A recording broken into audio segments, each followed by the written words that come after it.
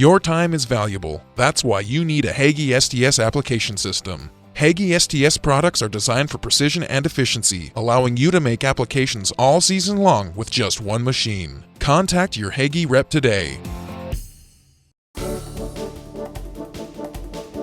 Our weed of the week is Lambsquarters. This is probably the first broadleaf weed, I should say the second broadleaf weed I was ever able to identify. Milkweed was certainly the easiest one for me. You break the plant, milk comes out, pretty obvious. But Lambsquarters look so unique. When you look at the top of the plant, a lot of times you'll see that silvery dust right towards the middle on the top cluster of leaves. And to me, that was just a dead giveaway. That silvery looking weed, that's Lambsquarters. Usually we would find Lambsquarters where we had spread lots of manure, so we called it one of the manure weeds. Here's the thing with Lambsquarters. Even a tiny plant is going to have lots of growing points, and that's why it's so difficult to control. Not only that, but it has lots of hairs on the leaves, so sometimes it's hard to get some of the spray down into that actual leaf or onto the leaf to get good control. In broadleaf crops, this is where it's toughest. We suggest a 3-pre strategy in soybeans if Roundup isn't doing a good job on your farm. Use one of the yellows or DNA products, Treflan, or Prowl, then add a little bit of Metrovuzin, that's the old Sencor, and a PPO, either Valor or Authority. Post-emerge, the reason why we're talking about this weed today is we've got a lot of farmers around the country that are struggling with Lambsquarters. It's popping up late post. Harass is really the best thing you can use. That's the generic version of that old Pinnacle. You probably remember that from 20 years ago. It's pretty good. It might stunt your beans just a little bit, so spray it fairly soon, get it out of the way relatively early. It's a good product if that Lambsquarters plant is real small. And once it's very, very big, inexpensive too. It's very inexpensive. You're going to spend $1 an acre or less on harass. You know, there aren't a lot of choices post-emerge in soybeans, but fortunately in other crops there are. When we look at corn, many of the pre-emerge products do a nice job on Lambsquarters. Your Harness and Surpass are probably the best of the pre's that can do 80% to 90% control on Lambsquarters